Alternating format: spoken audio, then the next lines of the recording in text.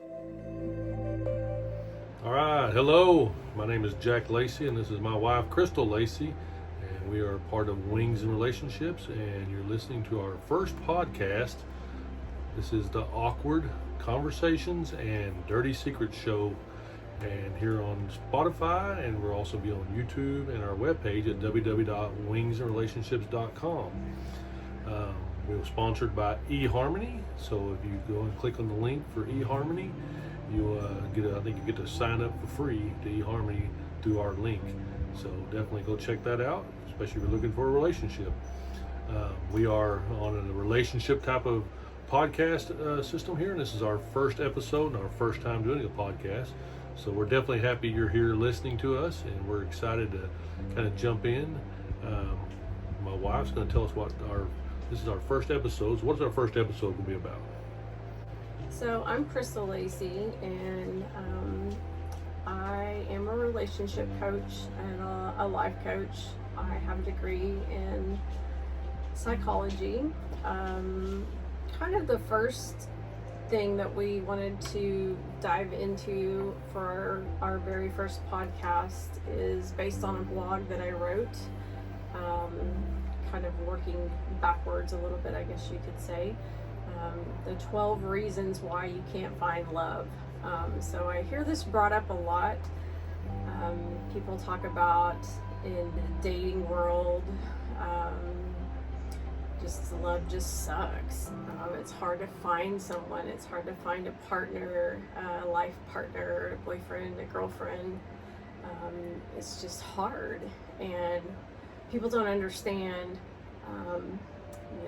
what the problem is, what's wrong with me. They immediately think, like, what's wrong with me? Why can't I find what I'm looking for? Obviously it's something wrong with me. So I decided to write something on this topic, since so many people struggle with this, and we're going to kind of dive into that today. So there's many different stages in life for all of us, but for most of us, that's the one thing that we all kind of internally long for is love. I think that is something that's kind of ingrained into us, something that we all kind of just long for in our lives to make us feel more fulfilled in life. We get to a point in our lives where we just feel lonely, if we don't have somebody. Some of us are fine living our whole lives alone, and there's nothing wrong with that. But I think the majority of us feel like we have a more sustainable life if we have somebody to live it with, if we have a life partner, someone that we can share our goals, our dreams, our hobbies, ourselves with. And so that's kind of, I'm sure most of you can relate. That's kind of where the foundation of this is. And, that's kind of the foundation of our blog, and our coaching is based on relationships, not just romantic relationships, but relationships of all sorts. We're here on this earth to build relationships. That's my belief, and we wouldn't be able to survive without other people. We wouldn't be able to survive very long. I don't know how many of you have seen the movie Castaway. So Tom Hanks, when he got stranded on this island, he did pretty good for a while. He was able to make do with what he had. But how many days did he go before he started going a little bit crazy because he was by himself? And just think about that for a minute. Like when he finds this volleyball, and he named him Wilson. So we all laugh, but oh my God, he formed this relationship with Wilson because that's all he had. And when Wilson got lost, Please tell me, did you cry? Wilson! Wilson! Because I cried when Wilson got lost. Yeah, when he floated off, I was like, no, not Wilson. And, you know, that is a human thing. And for a lot of, not just humans, but a lot of species out there, you know, men, women, a lot of us felt that when we watched that movie. And it's so true, because we can't survive. I mean, we can, but it's not comfortable and it's not pleasant. So when he lost Wilson, he lost a part of himself. Before he had Wilson, you know, he thought about how he had disconnected from his lover, you know, his Helen Hunt. I can't remember what her name was in the movie, but I remember Wilson. Yeah. She wasn't important to me, but Wilson became more important to me. But after her, you know, he kind of lost himself. But then he found Wilson. Kind of the same thing. But anyway, side note. But that's kind of how it is with life. And that's how important relationships are. So one of my favorite people in the world is David Bowie, and he has one of the greatest quotes ever. The greatest thing you'll ever learn is to love and to be loved in return. And it truly just hit me so hard when I heard this quote from him, because it's so true. I mean, you can love other people as much as you want, and that's a great feeling, but to be loved that way in return, wow. I mean, that's huge, because we can love people all we want, but they might love us a little bit, but to love us the way that we love them, that's a whole like other thing. So that's the kind of love that we all want and that we all strive for and look for. We all want that kind of love. So finding love is not easy for most of us. Most of us have gone to war with love. We have a lot of ugly stories to trade, and lots of scars to show for it. Jack and I both have kind of been through the mud and the muck. Ex-spouses. We've both been married before and been through terrible ex-stalkers. relationships, and yes, just I've been in relationships where I've been treated terribly. I won't go into detail, but I'm sure, you know, women that are listening can relate. You can use your imagination. I've been through pretty much everything that you could imagine with your imagination. Not fun things, but it qualifies me to sit here and tell you that I've been through it, and I can sit here and talk to you confidently that I know where you're coming from, and Jack too. You know, we've both been where a lot of you may be right now. So we know what you're going through, and we know where you may be now, because we've been there too. And we're here to tell you that it doesn't have to be that way. There are ways around it, and there are ways out of it, and there are ways to be smarter about it so that you don't have to go through it that way anymore. So just remember that.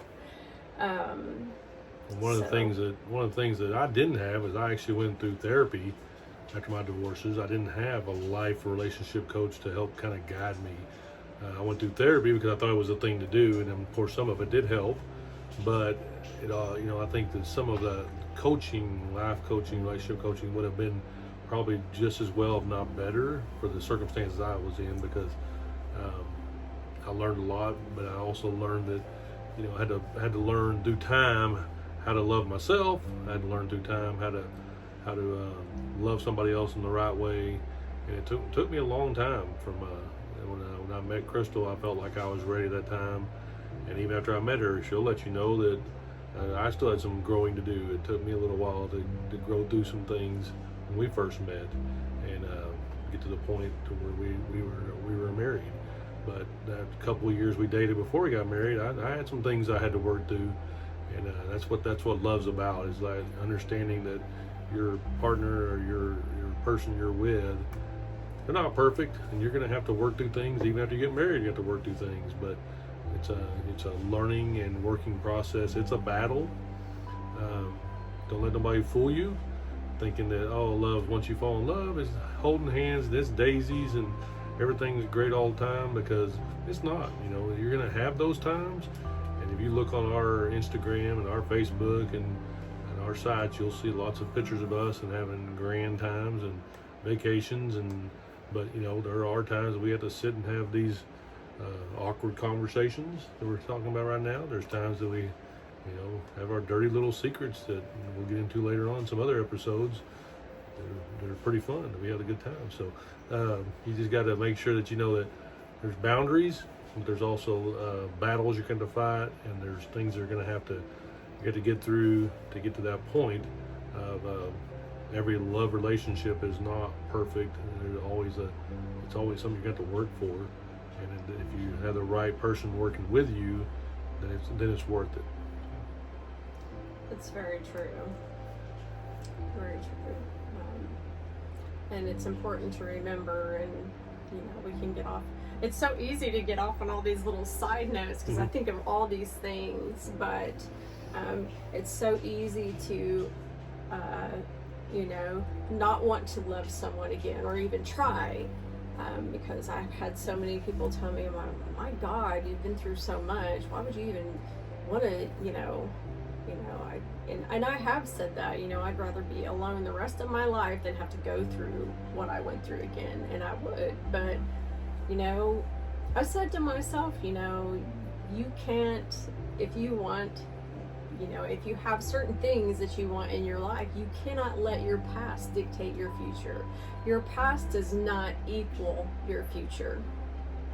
And if you want to succeed in life, you have to take risks. And that's true with anything, with love, with your career, with any of your goals in life. So you're not going to know how anything's going to turn out unless you give it a chance. So that's right. But you just really have to remember that love, dating, all of these things, it's a big game. So you might as well have some fun with it, and you have to remember that it is a big risk. You have to take that risk, and yeah, you're going to take a big chance. You're going to be putting your heart on the line. If you've been cheated on, if you have been abused physically, emotionally, that's hard. I'm not going to sit here and tell you that it's not hard. You are very vulnerable, and it's hard to put yourself in that position, and it's hard to trust someone again. But if you want that love enough, you'll get over it. And you know what? It's not that person's fault that you're dating, or that your next potential spouse, girlfriend, boyfriend. These are all things that you'll have to learn to work through. And whether you go through some coaching or working with a therapist, those are obviously things that you'll need more work on, whether you do it yourself or with someone else. It's obviously not something you'll just get over, but you do need to work through it to be able to overcome those things, or you'll never be able to have those things that you want, is kind of what I'm getting at. But dating is a big game. It is just a big game, and you can't overthink it, or it can just become disastrous.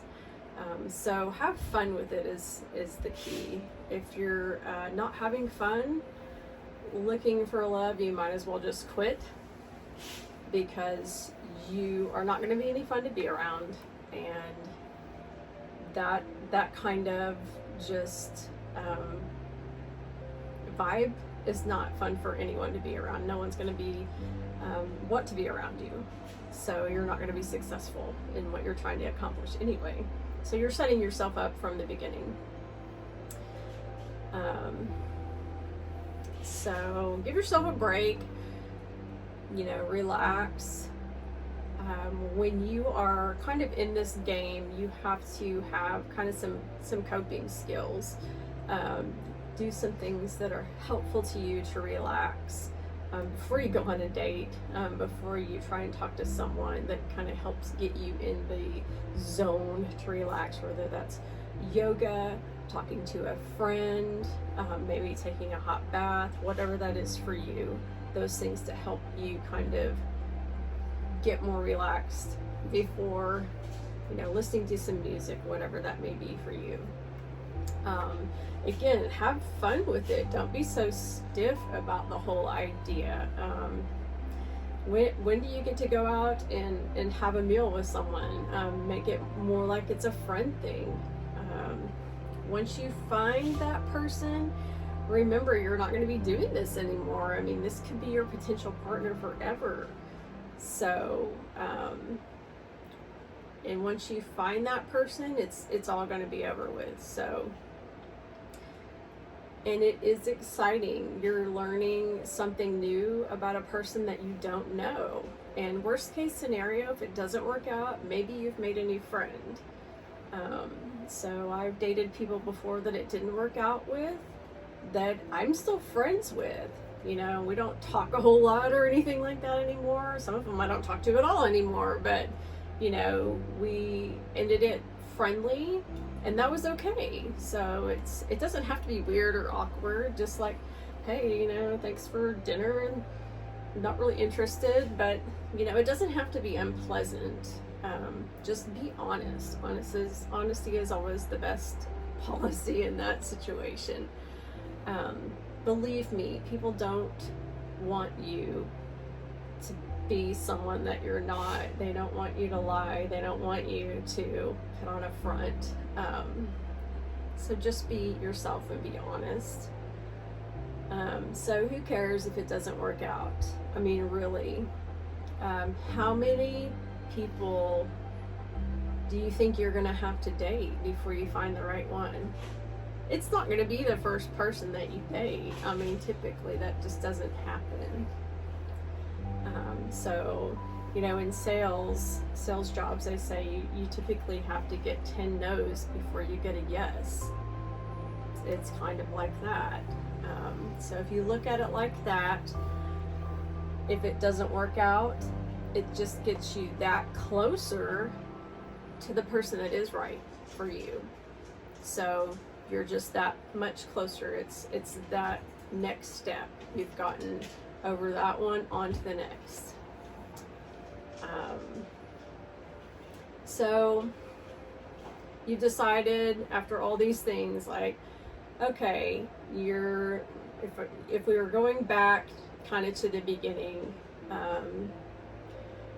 that aside, and you're a person that has been scared to date. You've had your heart broken and stomped on, and you've been really, really leery of doing this whole thing again. But you've decided after months and months, or maybe a year, or who knows how long, that you've decided, okay, I'm going to do this. I'm going to actively. I've decided I'm ready. There's so many more resources that are available to us today that were not 20 years ago, even 10 years ago. So yes, dating today is more difficult in some ways, but in a lot of ways, it's easier than it was 10 years ago, 20 years ago. There's so many people in this world, so people always say, well, still going back to, why can't you find love? Well, think about that. Okay, how many more resources do we have today?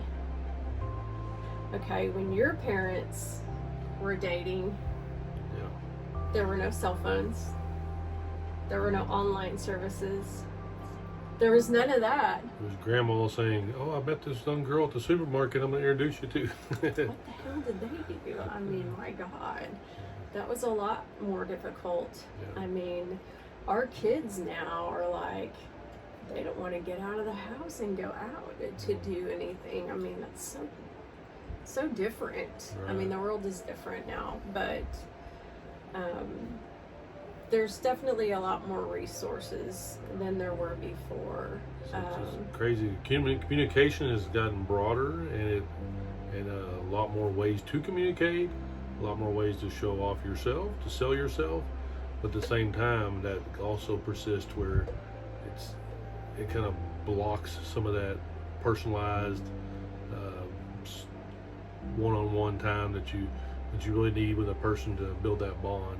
So as much as social media and cell phones and all the different things that make us connect, it also disconnects us to the point that actually sitting down with somebody, talking about your dreams and your fears and your life with someone face to face, putting your phones down and just learning about somebody and then learning about you. That's the tougher part nowadays, I think, than it used to be. Whereas the point back in the day, they would meet and talk about all that stuff, and sit around and talk about family and what they like and don't like, and it's just that's because that was their social time, was them talking at a pub or talking at a grocery store or talking at church or different things that occurred back then, as opposed to now. Somebody wants to date somebody, they go and look at all their profile pictures and their comments and try to learn somebody before they even meet them. So you got to sit there, and then you're looking at them, you're looking at me, thinking, oh, maybe I'm too old for them, or maybe I'm too young for them, or maybe I'm too fat, or I'm too bald, or maybe they don't like me because they like Harry Potter and I like this, and so if you dig too deep into trying to figure somebody out before you meet them, then you've already sabotaged yourself. So. Yes, I'm glad you brought that up, because it's so true. That's kind of a pet peeve of mine, and everyone's different. We do have all those resources, but at the same time, it's really hard for people to break away from their devices. What do you guys think? I mean, I feel like it's kind of a security blanket.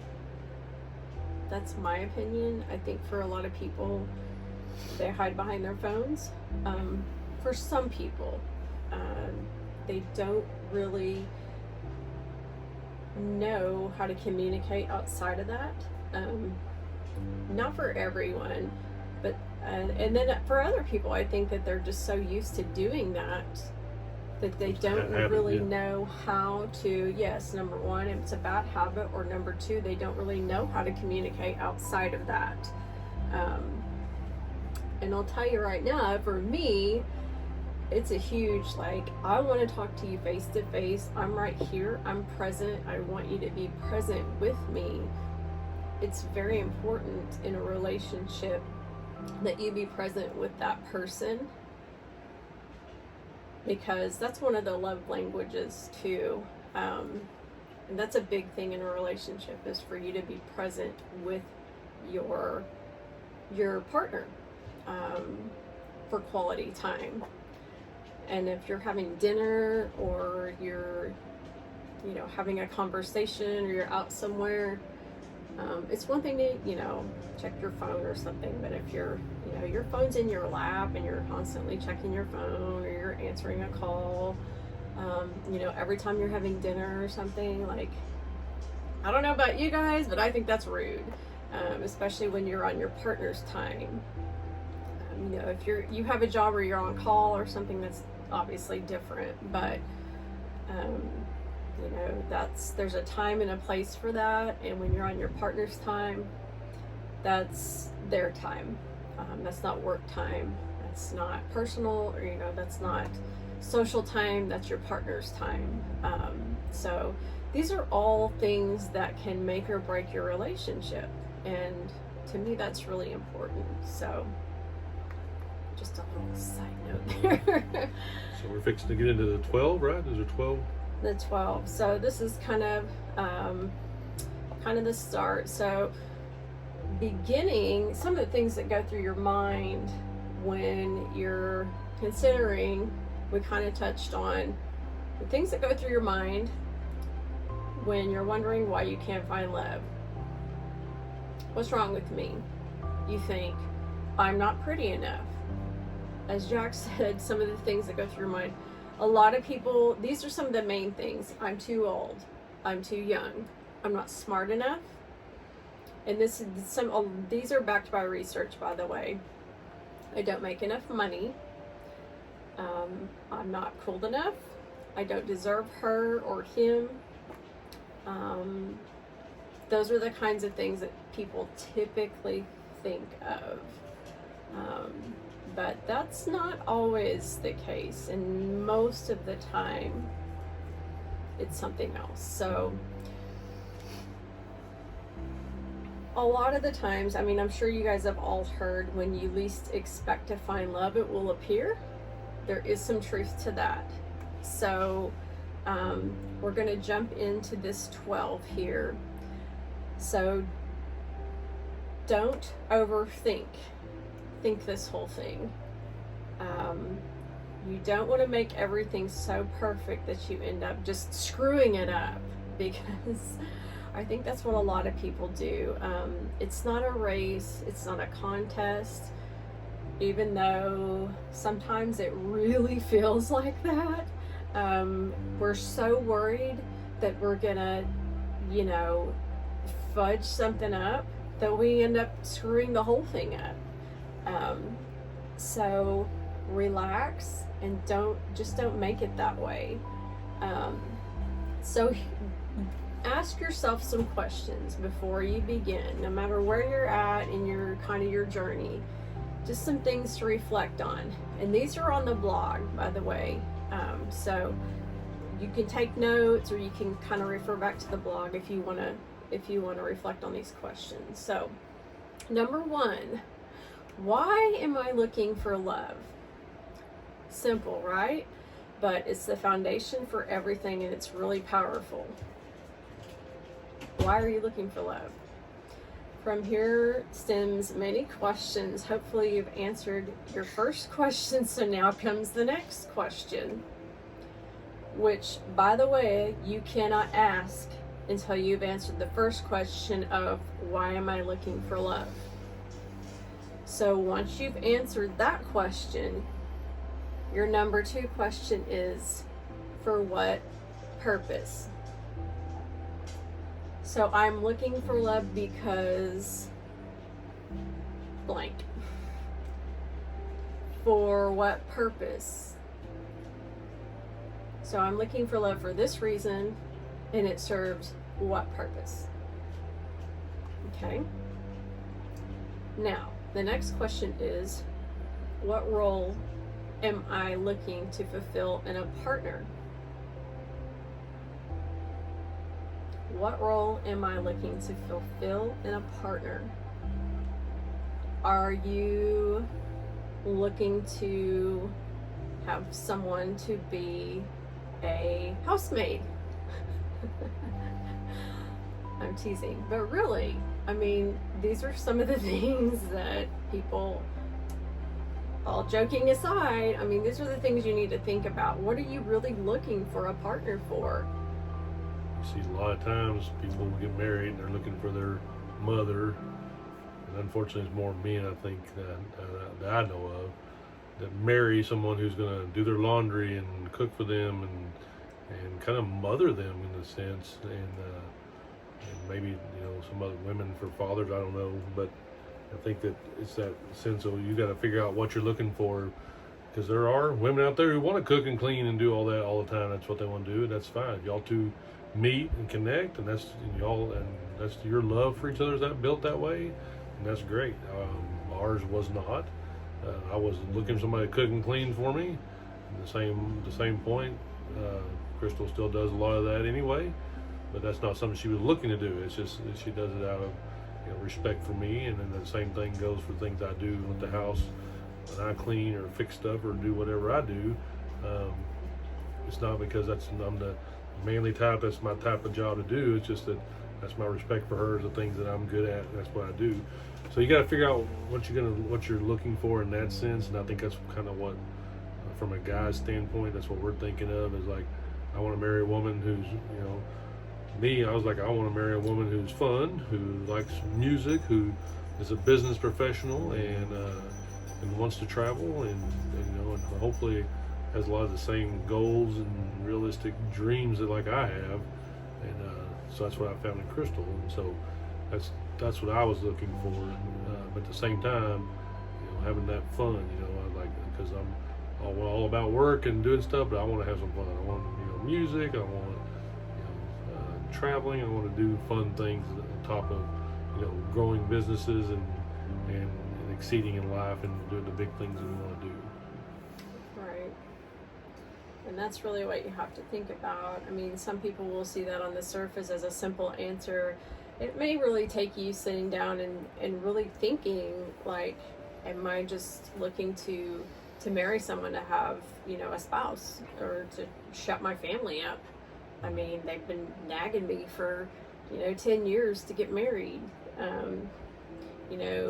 For me, I was looking for a life partner, somebody that would be by my side. I was looking for a soulmate, not just a spouse, somebody that would be by my side forever, that would support me emotionally, physically, spiritually, that would lift me up when I was down, that would support me in my dreams, that would be okay with my crazy kids, those kinds of things. So that's what you have to figure out.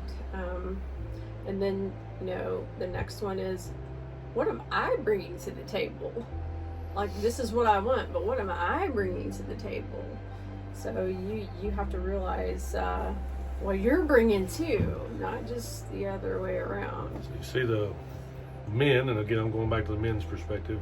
I want me a 5'3", blonde, skinny, and she's gonna cook and she's gonna clean, and by golly, when I come home, that's the way it's gonna be, and she's gonna be looking sexy all the time, and I'm gonna kick back in my beer gut and do nothing, and so you got to think about what you're bringing. And the same kind of theory is that woman's gonna sit there when y'all meet, and she's gonna be like, what is his dreams, what are his aspirations, what has he done, what is he doing now, and what does he plan on doing? Because sometimes, some of our past, we don't always have the best past in the world, and we got to learn that we forgive. Hey, we weren't there for your past. We understand you screwed up in your past, or you did this in your past, or whatever happened. But you learn to look at that and say, what, we all learn from our past, and we're moving on and growing. And we got to learn to accept those, or you pretty much just love everything about them. And you got to say, what am I bringing that's gonna make this person want to be a part of the relationship? Just kind of like, what do I want out of this person? Same kind of theory. Right. Double talk myself there. And we believe, that you should be honest in those, and forthcoming with those intentions and your questions when you meet someone that you're interested in the right time, obviously, not on a first date or anything, but like first date, when we get married, I want to... Right, like, hey, this is kind of what I'm looking for when it comes up, and that's something we'll talk about later, but and what are you bringing to the table? Like, your potential partner has a right to know that. You don't need to keep that to, they have a right to know that. I'm sorry, y'all correct me if I'm wrong. Y'all leave some comments if y'all think I'm wrong. Like, let's have some discussion about this. Ladies, men. If you just got out of prison for axe murdering, you may want to let the people you're dating know that. They have a right to know that. I mean, especially if they're a potential partner or long-term relationship, like, they have a right to know what kind of role that you're looking to have fulfilled, and vice versa. And same for you. You have a right to know from them what they're looking for. So now, next, that's a new word for me. If you we'll be adding words to the dictionary in our podcast. Yes, I often do that. If you feel like you're having some trouble finding quality dates, I get asked this a lot. Here are some good questions to ask yourself. Not only do I get asked this a lot, I had this issue myself, and I hear this in society all the time. So I know some of you guys surely have had this issue as well. Here's some good questions to ask yourself. Number 1, what is stopping you from being in a relationship? These are all going to sound like really weird questions. Did you do that on purpose? You have deodorant? I just realized what you did. If you smell yourself and you smell bad, you're stopping yourself from starting. Wait a minute. That's not one of the things. So this might sound really stupid, but these are serious questions. Like, and if you're like, what?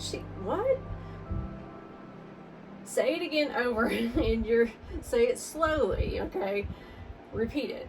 What is stopping you from being in a relationship? And maybe write it down, and then say it again. Okay, it's a real question you need to ask, and amuse yourself with an answer, a real one. Okay. What is stopping you? There's something stopping you, okay? Number 2, what is stopping you from enjoying dating? Because I promise you something is. You may not realize it, but there's something. And write that question down. If you don't know the answer right now, keep coming back to it. Put it on your table. Put it on your kitchen table, your nightstand. Keep coming back to it every day until you have an answer, because I promise you, you'll have one. Number 3, what is stopping you from finding a partner? Same thing. Number 4, how do you feel when you're on a date? That's a good one. Number 5, and it might be different for every date. Number 5, what is the inner dialogue that is in your head when you're on a date? Could be different with each one, but you get what I'm saying. Number 6, what do you believe might happen if you go on a date with someone? I think that was number 6. Number 6. Number 7. Are you hoping to fall in love and be with that person forever? Or are you simply looking to fill a void in your life? That kind of goes back to the what are you looking for in a partner? What are you looking for? What role are you looking to fill? Number 8, is marriage what you seek and love has little to do with it? Number 9, am I physically, spiritually, mentally, emotionally, and financially ready for a committed relationship? Everybody needs to ask themselves this question. It's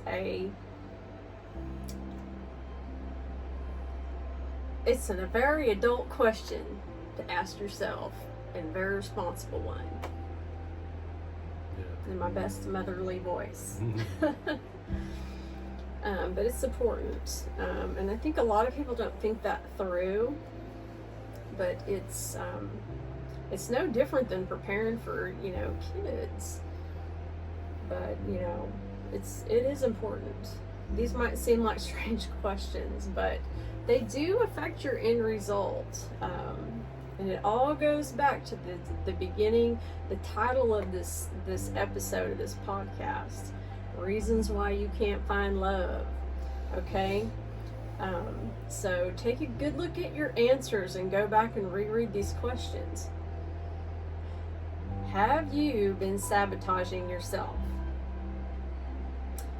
Okay. If it turns out that you have, there's always a reason. This is going to sound really weird, but We don't do these things unless they have a benefit to us somehow. In other words, we don't sabotage ourselves unless there is some sort of underlying benefit. Obviously, we do this unconsciously. We don't realize we're doing it, but nonetheless, it happens. Usually, I mean, sometimes we know we're doing it. So why do we do that? There's a benefit, or we wouldn't do it. So there's some kind of emotional, physical, or otherwise gain to us. So there's a lot of different reasons. So one of the biggest ones is an ex. The big X. The X factor. So you're not over your ex. Get over it. No, and yeah, so you may not have let go of your ex, and that's okay. You may be holding on to that memory of that person. You're not ready to let go of them. You're not ready for a relationship. That's okay. But stop looking. Right. Don't do that. That's not fair to yourself, and it's certainly not fair to the person that you're dating or trying to date. Things you could be doing, if this is you, include talking about your ex on dates / phone calls with potential new dates. Still actively seeing / dating your ex when the relationship has ended. Grieving your ex. This is okay. Like I said, you're just not ready for a new relationship. Doing things like errands, chores, etc. for your ex, trying to stay in their favor. Allowing them to still call and email and vice versa. Stalking their social media. Yikes. No stalking. So what needs to happen for you to be at peace with that relationship? Especially if they're done with it. If they're giving you signs that maybe there's a chance, that's one thing. You probably need some coaching or some therapy.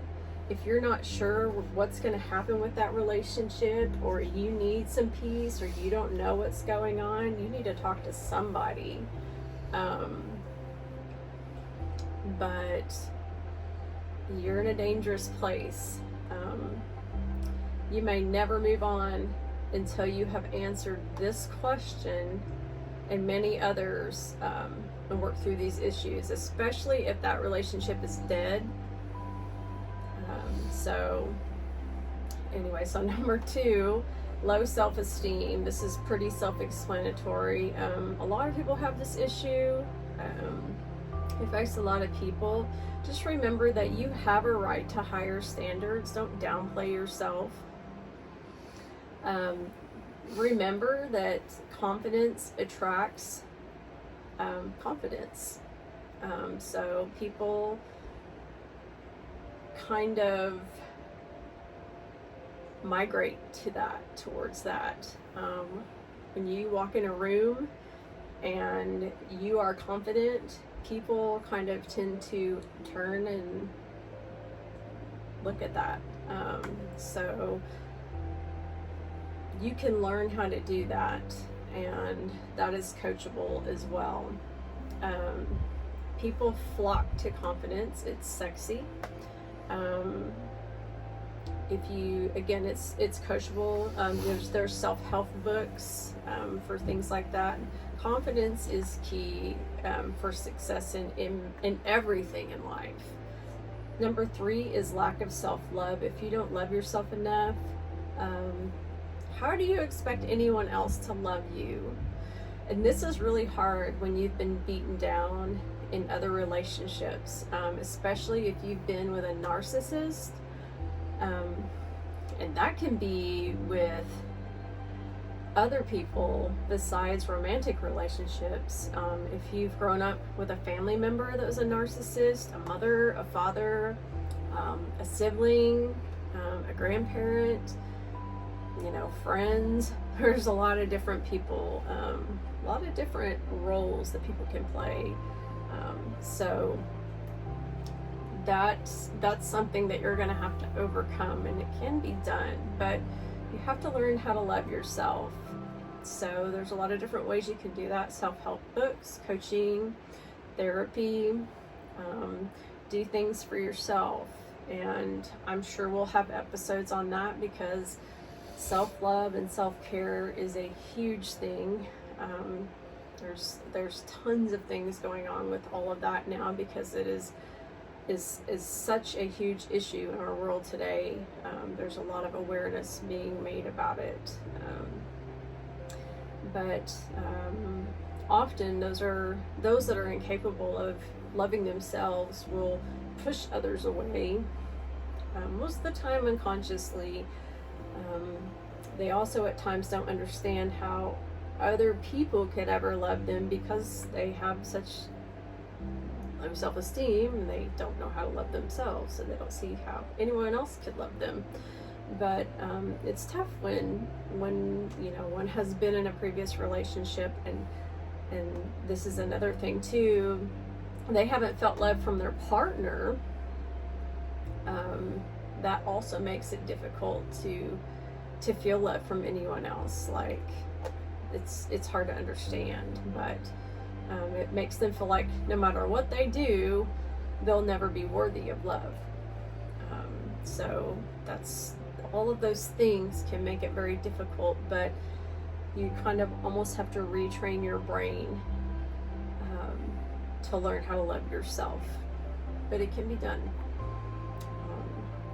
So you have to learn how to accept love that's bestowed upon you, and to love yourself, and that you're worthy of the love that you're given. So number 4 is a big one: not being yourself. A lot of people do this when they're looking for love. They try to be someone else because they think that they're not good enough. But this is one of the worst things that you can do, because okay, everyone's heard be yourself, right? Just be yourself, just be yourself. Well, it's true, because you're trying to impress someone and you're not being who you are. So if you're trying to find a quality date, first of all, if they're a quality date, they're gonna know that you're a phony, okay? Because it's pretty easy to tell if you're not being who you are, first of all. So nobody wants to be that guy, or the other guy. So what happens when you gain a partner that falls in love with the other you? So then you have to try to be that person forever. That old saying, you tell one lie, and then you got to tell another lie to cover up that lie. Then you got to tell a lie to cover that lie, and next thing you know, it's just a huge bunch of lies. Right. And then you're not you, and that's going to make you very unhappy in the long run. And then in the process, you're going to destroy your relationship. You're going to, and the person that you're trying to impress. So, just start from the very beginning and just be like, you know what? This is me. This is who I am. This is what I believe. This is what I think. You might not agree completely on everything, but you don't have to completely agree on everything to be in a relationship with somebody, because you're not always going to like the exact same things all the time. Crystal and I definitely have some things that we both love, but again, not exactly everything's always the same. Like, she likes some horror stuff. I do not like horror movies, and she loves horror movies. She's a Harry Potter fan. I'm a Star Wars fan. We both like sci-fi, but it's just different types, and so there's different things. She likes a little bit. We both like heavy metal, we both like rock, but there are some different little types of music that she likes, and the same thing with me. There's probably little types of music I like she may not be into. But we learn the things we do love, we do together, and we have great times with it. And then the little things that maybe may be different, sometimes we compromise and say, I'm going to sit here and do this with them because we love them and because we know they love it. And at the other times, they might be like, okay, well, that's what you love. Go do that. Go do that thing because it'll drive me crazy. I love football and NFL football. Crystal doesn't really watch it, but she will support me and shout it out with me. But she's not going to sit there and watch a whole football game on the edge of her seat like I do. But she'll still support me because she knows I love NFL football, 49ers. George Kittle, if you're ever listening. Okay. Anyway.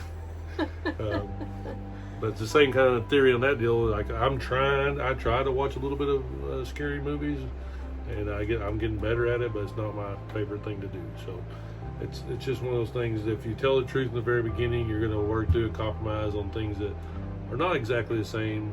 At the same time, you'll probably learn some different things that you're like, oh wow, I didn't know that are the same. That you're going to even build better bonds with. It's true, for sure. And it's so true. I mean, you don't want to have the same likes of everything. I mean, that'd honestly be kind of boring.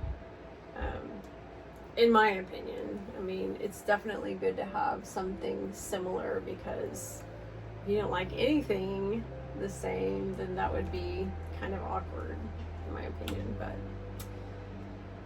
yeah. Those of you listening can't see, and if you ever do watch our videos on YouTube or on our website, you'll see that we both have tattoos, and we both, have that ability that we both like tattoos. So that's one of our likes, and we both have. Again, it was not a make or break thing either, though. Like I wouldn't have met her and said, "Oh, she don't have any tattoos. I'm not dating her." So it just happened to be we both like them and we both have them. But it wasn't our make or break kind of thing. So you'll learn that what your make or break type things are in your relationship. And again, don't lie, don't change yourself to be something you're not just to make that work. Be yourself. Just be yourself. It's so true. Because a lot of people will get in that situation and then they wonder why, the relationship isn't going any further, or why the other partner isn't committing. Well, they don't know who the hell you are. They can't figure you out because you're not who you say you are. And then obviously, don't you want someone to love you for who you are? We all want people to love us for who we really are.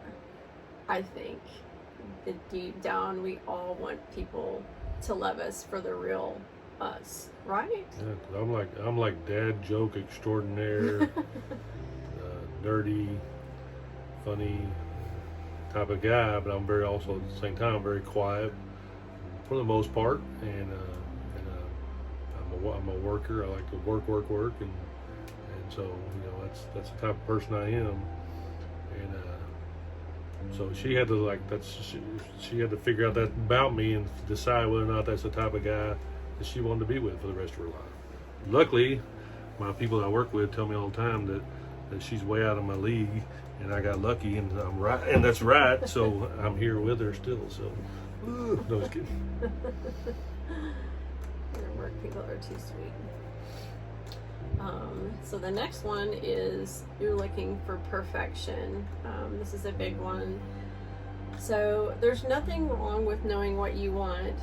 We should all know what we want, but to expect a perfect person is obviously unrealistic. Like Jack said before, you're looking for 5'6", blonde hair, blue-eyed bombshell, Charlize Theron look-alike. You're gonna find a sad disappointment 9 times out of 10. Just be realistic. I mean, you need to be a little less harsh and a little more forgiving, or you're gonna be alone forever. Luckily, I'm pretty close to Bruce Willis. So since she was in love with Bruce Willis, I'm pretty close. But Bruce Willis, if you're listening, I'm just kidding. So, I mean, you can't you can't have the fairy tale. I mean, we all grow up thinking things like that, but I mean, obviously, I'm not going to go any further into that because that's just silly. I mean, you can't just be realistic. I mean, come on. You're pushing it. Number 6. You pretty much have the tux on order after your first date. You're talking about marriage to people you're dating. You can't wait to be married. You can't wait to be in a relationship. You're pushing the issue. Maybe your family and peers are also pushing the issue and you feel pressured. People can feel this, and believe me when I say this is a huge turn off in most cases. So tone it down and take your time, because especially you may be dating someone that has just gotten out of an abusive relationship, and that's going to really scare them away. They're going to need to take things slow. This may be the first date that they've been on in years. They may have lost their spouse to cancer. I mean, who knows what their situation is? So just don't be that guy or girl. I always say guy, but everyone's guys to me. So when I say guy, I don't mean guy. I mean everyone, pretty much. So you're not going to find anyone that way. You just, I mean, don't be a pushy person. Nobody likes a pushy person. So number 7, you don't know what you want because you don't know who you are. Does that make sense? You just need to be open and spontaneous. This is really the best way to find out who you are. Go with the flow. So how else are you going to find out who you are and what you want? I mean, so many people out there don't know who they are. A lot of, moms, for the longest, after my first marriage, I didn't know what I wanted. I was mom. I was a mom. That was what I did. Somebody asked me what I wanted. I don't know. I don't know what I need. I don't know what I want. I just serve everybody else, I mean, and then, some of us are like that in life. We're so busy doing other things. We don't know truly who we are and what we need. So we need to spend some time looking into our lives and figuring that out, and being spontaneous and open and having a little fun and doing a little self-love and self-care is how to find that out. So no one can tell you what that is. So you've got to do that for yourself. So be extremely open to new places, new experiences. This is a lot of fun. So don't make it scary. This is so much fun, okay? So date people you would never think about dating. Make new friends. Hang out in different places you wouldn't normally go. So when something isn't working, you need to change what you're doing. This is what I always say. I've told this, my kids since they were little. And it's so true. So switch it up. If it's like, this sucks, this isn't working, and this sucks, and I don't like this, well, change it. I mean, that sounds so simple and stupid, but it's true. Just change it, and something else will start to work. Things aren't happening for you, so change your scene. Keep in mind that, what kind of partner would bring out the best in you. If you're, funky girl, and, you've got, these really stiff guys trying to date you, like, that's obviously not your jive. You need to date somebody that's more fun. You need to hang out more fun places. Or, maybe you need to try to date somebody that's a little on the other opposite scope, from you. So whatever your foundation is, try that. If that's not working, try something opposite from that until you find what it is that is you.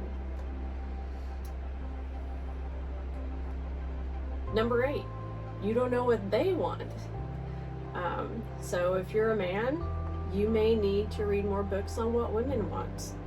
And this is true. Men might roll their eyes at this, a lot of men, but it's, there is nothing wrong with, and this, I wish more men and women would do this, because research is so important in everything in life.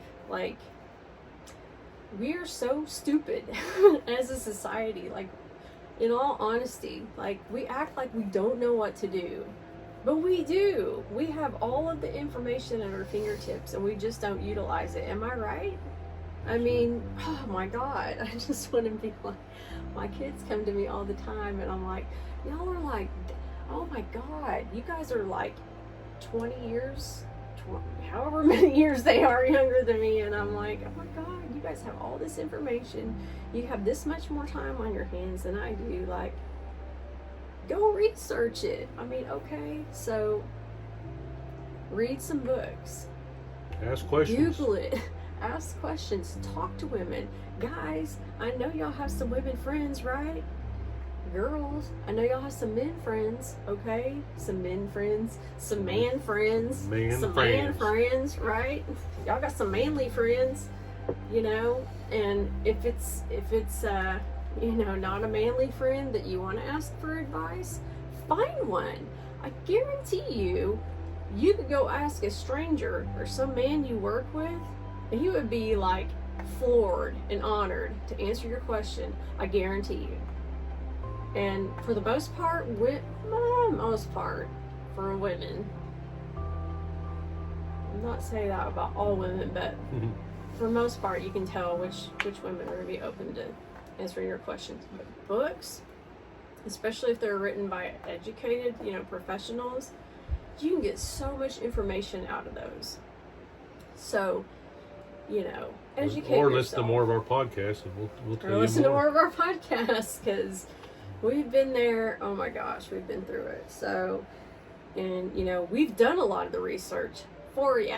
So, there you go. And we've been through a lot of this. So, don't go in blind. Don't be an idiot and wonder why you don't know what's happening, because you don't have to do that. So, according to psychologytoday.com, men today mostly have an innate tendency to protect and provide. This is just kind of a little statistic. So as far as relationships go, men, for the most part, long to be respected, loved, and provide. Most women focus on compassion, respect, trust, a sense of humor, security, confidence, integrity, and emotional availability from a man. So in 2 sentences, I pretty much just summed it up. Sound like the women's list a lot longer. Our list is longer. Makes sense. Any questions? We're done here. Just kidding. But I mean, email all your questions to crystal@wingsandrelationships.com. So I mean, we are more complicated. Not complicated, but we have more. Complex. We're focused more on the emotional side. Men are focused more on respect and being loved and providing for. So that's their innate side. We're more like, we would rather, most of the time for most women, we would rather, make sure that our man is home and loves us and spend time with us than, him be at work. Most of the time. Correct me if I'm wrong. But we need to know, like, we have all of these things, like, we need to know, we want to know, we got to know, and need to know that confidently. So those are just that's just one way that, like, we're different. So knowing, that's just one way that you can do some quick research and see the differences. just a quick look at it. So, men need to see themselves as the woman's protector, and likewise, a woman needs to feel this from a man. A woman needs to feel that she has the commitment of a man in a long-term relationship, as does the man. Most of these biological traits go back to our evolutionary roots. So that's crazy. Things that we have and feel now go back to like basically the Stone Age. They felt those same things way back then. So not much has changed in that sense. Number 9 is fear of rejection. So you can't hide behind a wall for the rest of your life. Okay? Rejections are going to happen. But if you don't put yourself out there, we talked about this before, how are you ever going to succeed? How are you ever going to find someone? You'll never find someone. So you have to take a risk in order for any action to take place, not just in love, but many people fear rejection. You don't think that, Jack and I feared rejection when we, tried to start dating again? Of course we did. But you can't let that interfere with your goal of finding a life partner or whatever your goal in love is. Life will not wait for you. It will pass you by whether you're ready or not.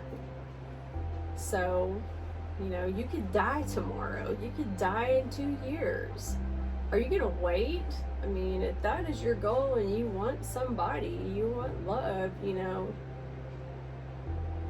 are you just going to keep hiding in your house? I mean, are you going to keep waiting and just being upset that you can't find someone and keep wondering what's going to happen?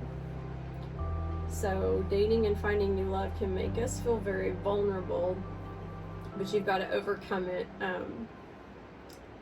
The more time that passes, the more we give into that fear, and the more devastation will be caused because of that. So you have to basically just not think about it. You have to act. And if you have fears, really in anything, it's kind of the same. You have to just not think about it. You just have to do it. It's kind of like bungee jumping. You can't think about it. You just have to jump. I've never bungee jumped, but I can imagine. But riding roller coasters was that way for me, because when I was in the 5th grade, I was scared to death, and my aunt basically made me ride one, and I just she basically grabbed me and just took me on one, and I loved it, and I've been riding them ever since.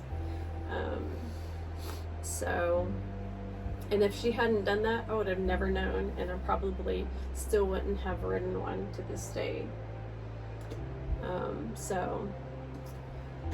Anyway, so what's the worst that could happen if you don't? They'll say no. If you don't ask for a date, they could say no. Or if you ask for a date, they could say no. So, you've never been told no before. So on to the next, like we said before, you're just that much closer to the person that you're supposed to be with, or the person that you can take a chance with. Number 10, you're disengaged. So you're closed off, so you can't really make it work. You have some scars, like from your childhood or maybe some past relationships, that are not really allowing your walls to come down.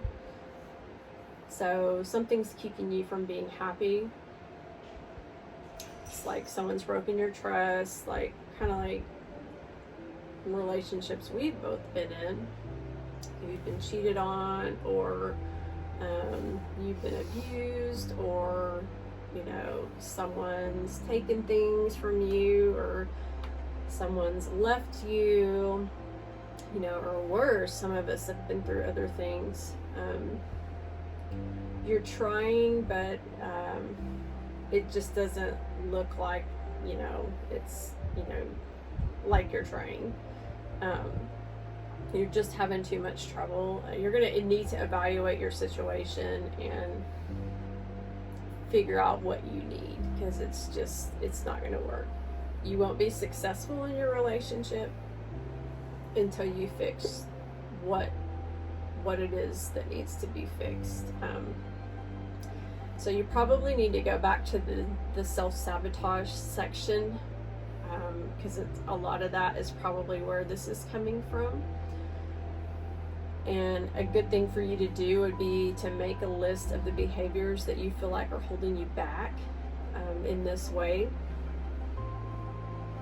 And you're going to have to learn how to allow yourself to trust again. And there's multiple ways to do this, but you won't be able to do that until you fix whatever the scar is that is keeping you disengaged from allowing yourself to be loved or to be in any kind of relationship. And then when you feel like you can be in a relationship, just remember that you have a right to ask questions, because it's still going to be hard for you to trust, but you do have a right to ask questions, of the person you're dating. Don't get too crazy with it or anything, but and remember that they have a right to ask you questions too, so that's perfectly healthy.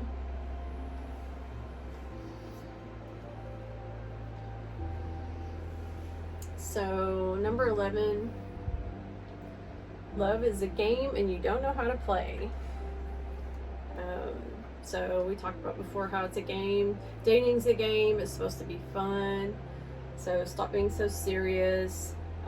Don't take it personally. If you get a no, just move on. So be sexy. This is a big one. It makes a lot of people uncomfortable, and it's hard because it makes people nervous. I used to be nervous about this, but I don't care if you're nerdy or gorgeous or awkward. Everyone either knows or can learn how to be sexy. So love is sexy. Am I right? Yeah. Am I right, you guys? I'm sexy and I know it. I'm playing. I feel like we need some music here. So it's supposed to be. No one wants to show up on a date with that dude in the weird nerdy get up and he's got everything's all buttoned up tight and his belt and all the geeky get up, and vice versa with the girl in her little pleated dress and her pantyhose and the mom shoes, so get your best dress and your slinky stiletto heels, and do your hair nice, let your hair down, and same for the guys, don't wear your heels, but unless that's your thing. That's your thing, yeah, do it to it. Yeah. No judgment here. Yeah. Unbutton your shirt a little bit, get some nice jeans, don't ever do it with cologne and stuff like that, but